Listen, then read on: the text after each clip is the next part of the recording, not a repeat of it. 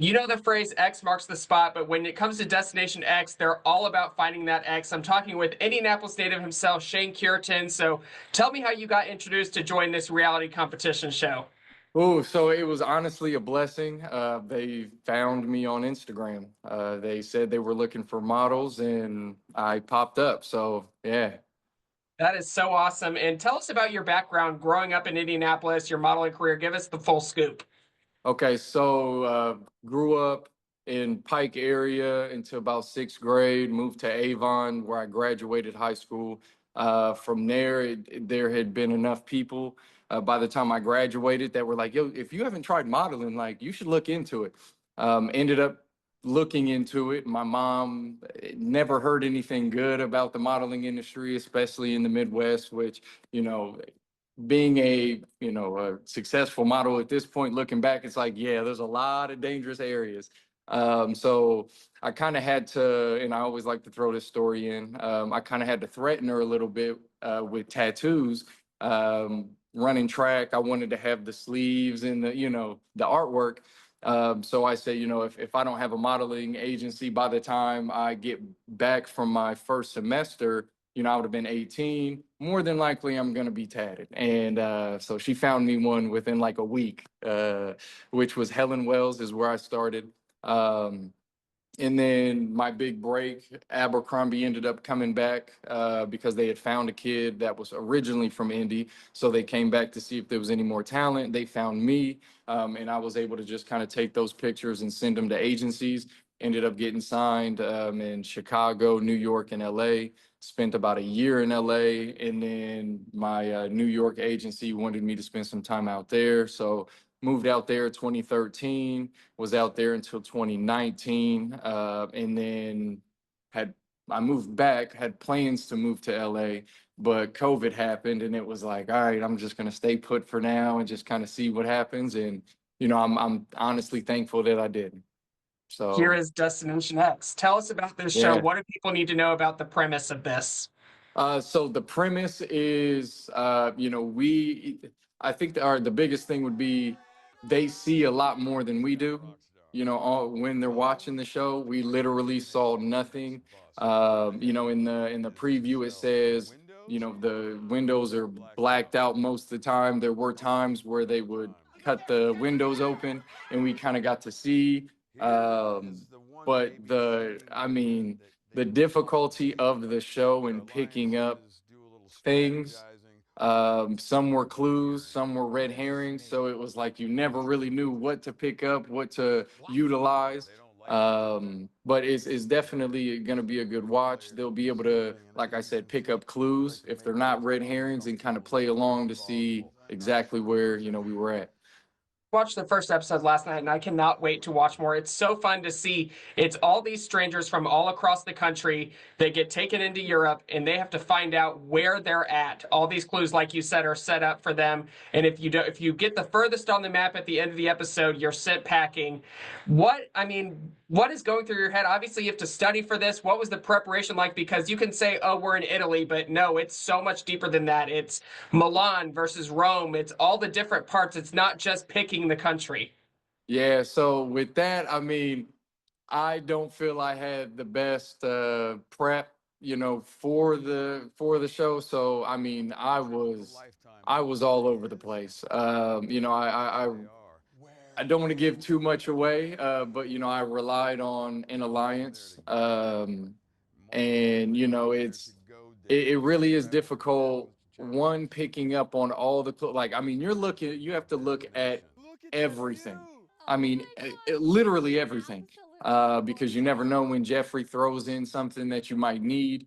But the winning that first challenge. So there's two challenges per location. Winning that first challenge is you'll find out it's so important, like so important to even start to guide you in the right direction. Just because at the end of the eliminations, they don't tell you if you're right or not. So, just because you didn't get eliminated doesn't mean that you were close, you know.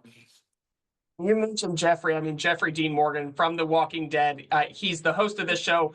born to be in this role. I mean, he is so fun from the get-go, joining you guys on this journey. What was it like kind of building that relationship with him and seeing him in this hosting role?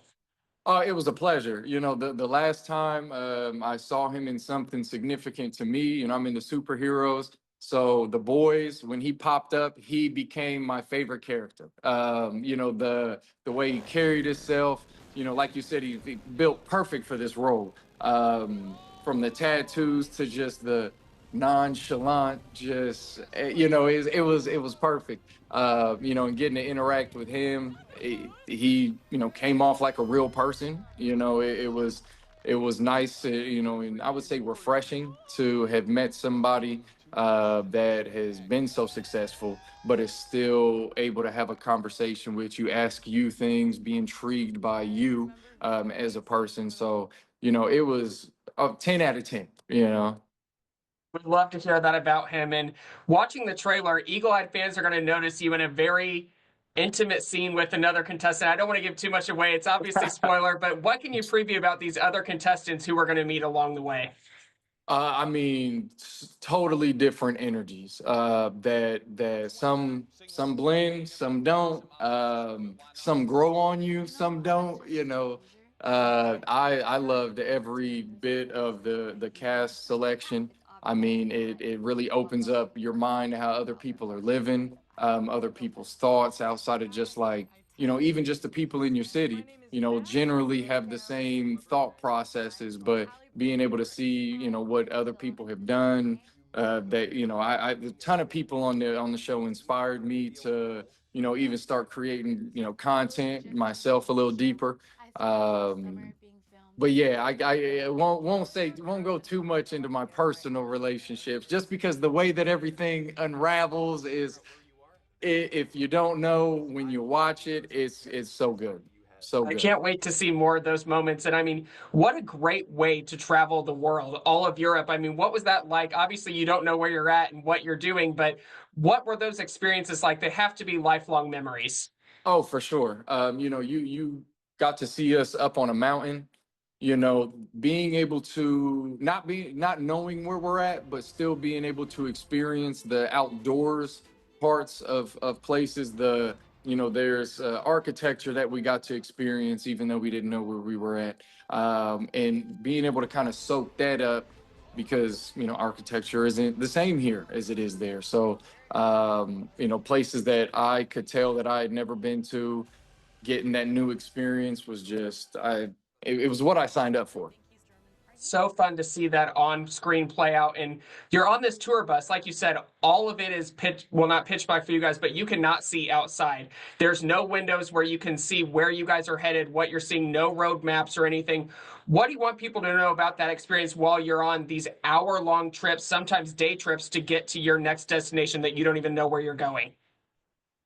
My biggest take from it, not having to be on my phone. Like, there's a difference between not being able to and not wanting to, but the fact that I was able to kind of detach, like I said, get to know these new individuals, and really touch the communication aspect of being a human. You know what I'm saying? Like, I feel a lot of people miss that. So to be able to just have to do that, I would pick and choose those scenarios where you put yourself in that position. Put the phone down, talk to people around you, do things like that. Such great advice. And this show coming out, it's going to air all across the summer on NBC. What is next for you after this airs? I mean, because people are going to love these contestants. They're going to pick their favorites. They're going to have so much fun watching this show. I'm keeping that up to fate. I'm doing what I can and what I want to do to help push, and hopefully the show will help push what I have going on. I have a production company. My end goal is a streaming platform. So, the content in itself, just being able to start producing that, people see my humor, they see the type of content that I'd like to put out, and really just continue to push. I started out with podcasts just because they're the easiest. So I've produced a few of those. I have a few more that I'm working on now, trying to drop multiple at a time just to build that streaming platform. But I hope just in the entertainment realm, I'm hoping being a reality personality over just an actor will give me a little more control over, my career. So yeah, I'm just kind of leaving it up to fate and seeing what God has in store. Full of Indianapolis is going to be rooting for Shayne on Destination X starting Tuesday, May 27th at 10 p.m. on NBC. Next day on Peacock. Thank you so much, Shayne. Oh no, thank you. Yeah.